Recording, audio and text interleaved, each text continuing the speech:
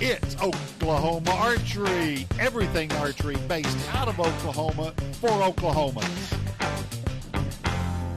Let's get it started. Hey, everybody. I'm David Bosca. And I'm Neil Cooley.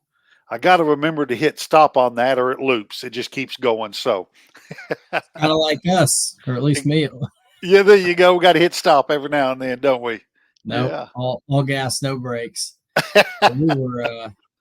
Me and Dave was talking archery, waiting on our guest this week. And what we were getting into is indoor archery. Yeah, we got rained out on Sunday, so we ended up shooting a little bit of indoor that afternoon. Had Kyle Anderson and Sly Cooper come shoot an indoor bow with us, so that was always a good time. Had a good group.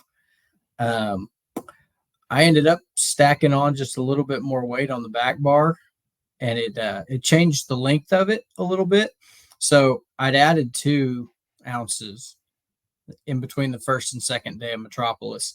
And every once in a while, some of my shots I wasn't really feeling like I had a good alignment on.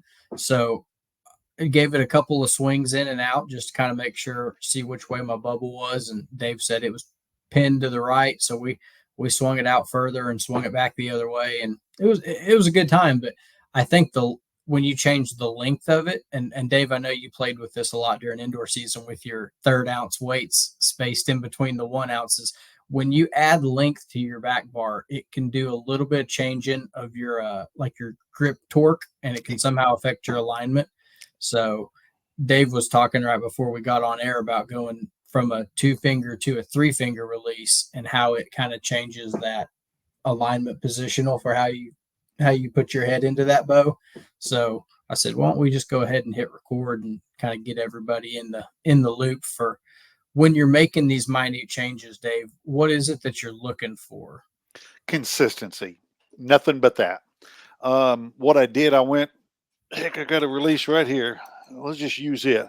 I've been shooting it's a 3 or 4 finger. It's a stand, Perfex, but I've always shot it with 2 fingers, just like that. And I've done that for a year now. It's always been comfortable, and it feels relaxed with just 2 fingers right there. But I've been noticing now that I got strings back on my indoor bow, and I'm really trying to hammer it down. I go left and right just ever so much, and I'm talking on the side of the 10 ring. I'm either 3 o'clock or 9 o'clock. I get some right up the pipe there in the middle, but sometimes I bounce left, right, and it just drives me crazy. So over the weekend, I played with it on a few shots. I would go to just a simple 3-finger like that. Okay.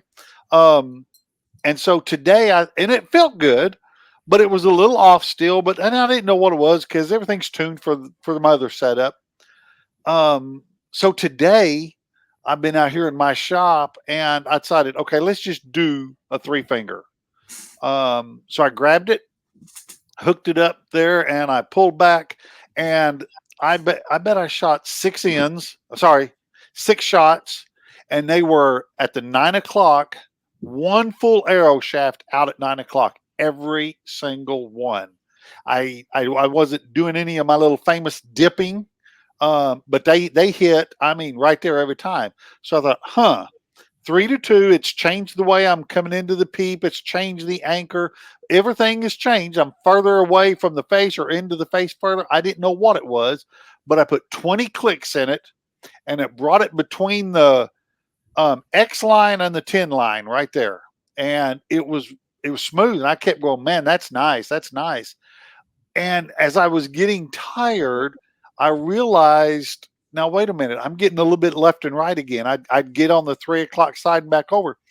And I was trying to figure that out. And I'm like, well, I thought it was this. And all of a sudden it dawned on me.